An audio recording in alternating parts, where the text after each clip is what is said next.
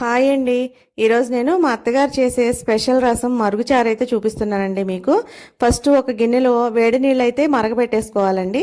తర్వాత ఇంకొక గిన్నె తీసుకొని దానిలో ధనియాలు, మెంతులు, పసుపు, ఉప్పు, చింతపండు, ఇంకా ఎండుమిరపకాయ ముక్కలు, కొద్దిగా కరివేపాకు కూడా ఇలా రెమ్మలు రెమ్మలుగా తుంచుకుని వేసుకుని ఉంచుకోవాలండి.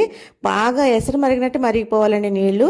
ఆ నీళ్లు వేసేసి మూత పెట్టేసి ఒక అరగంట లేదంటే గంట మీ ఇష్టం అండి, ఎంతసేపు అయినా ఉంచుకోవచ్చు. అలా ఉంచి తర్వాత దాన్ని తాలింపు అయితే వేసుకోవాలి. తాలింపు సేమ్ మనం రసానికి ఎట్లా వేసుకుంటామో అట్లాగే తాలింపు వేసేసుకోవాలండి. కొంచెం ఇంగువ, కరివేపాకు కూడా వేసుకొని తర్వాత ఆ తాలింపుని తీసుకెళ్లి ఈ రసంలో అయితే పోసేసుకోవాలండి. తర్వాత రసంలో చింతపండు ఉంటుంది కదా, ఆ చింతపండు మనకి చిరాగ్గా కనిపిస్తుందంటే ఆ చింతపండు అయితే తీసేసుకోవచ్చండి. నార్మల్ పెట్టుకునే రసం కన్నా కూడా ఇది అసలు చాలా బాగుంటుందండి. కావాలంటే దీనిలో తీపి తినే వాళ్ళు అయితే కొంచెం బెల్లం కూడా వేసుకోవచ్చండి. నాకు మామూలు రసం కన్నా కూడా, ఉల్లిపాయ అవన్నీ వేసిన రసం కన్నా కూడా ఇదైతే